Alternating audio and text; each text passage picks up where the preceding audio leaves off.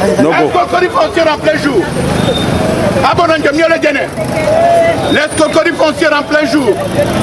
C'est un autochtone du village d'Ikolo, du canton Bel, en larmes, désemparé, qui appelle en vain les chefs Sawa.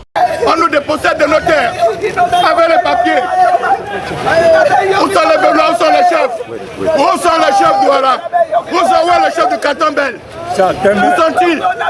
Comme ceux d'un fils bellois, ils sont nombreux, les autochtones, qui ont été dépossédés de leur terre chérie ce samedi 14 mai 2022 à Dikolo, site désormais déclaré domaine privé de l'État. Quand on déclare l'utilité publique sur des terres qui sont titrées, depuis quand?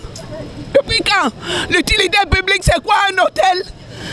Si on nous disait qu'on construisait un hôpital, qu'on construisait un lycée, qu'on construisait n'importe quoi de public pour la population, on vient construire un hôtel. Un faux Camerounais qui est au Canada, il veut construire un hôtel. On détruit les autochtones chez eux. C'est depuis 2015 que la menace de déguerpissement forcé plane sur Dikolo, nom d'un cours d'eau, jadis plein de symboles, devenu ce village qui abrite depuis plus d'un siècle des milliers de familles douala. À l'orée de la procédure, la chefferie n'avait pas été informée. Parce que lorsqu'on parle d'expropriation, il y a une commission d'évaluation qui est mise sur pied, à l'intérieur de laquelle le chef est membre et les députés également. Donc lorsque nous avons été informés, nous avons attiré l'attention de l'administration pour leur dire que vous ne pouvez pas faire une expropriation sans que nous soyons membres de la commission.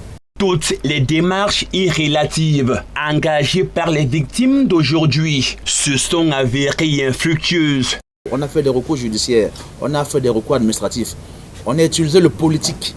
Sauf que la difficulté aujourd'hui, c'est que pendant qu'on a fait retarder les premiers DUP, l'État a trouvé la magnifique idée de transformer cet espace-là, qui initialement était un espace relevant du domaine national, l'État l'a transformé en domaine privé de l'État.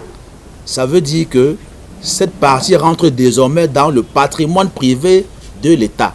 Et pour en être propriétaire, il faut demander soit un bail, soit alors une vente de gré à gré. Et c'est là toute la difficulté aujourd'hui. Après l'éviction forcée du week-end dernier, la sortie du chef supérieur du canton Bel est vivement attendue pour non seulement marquer son indignation, mais aussi manifester sa compassion à l'endroit de son peuple meurtri.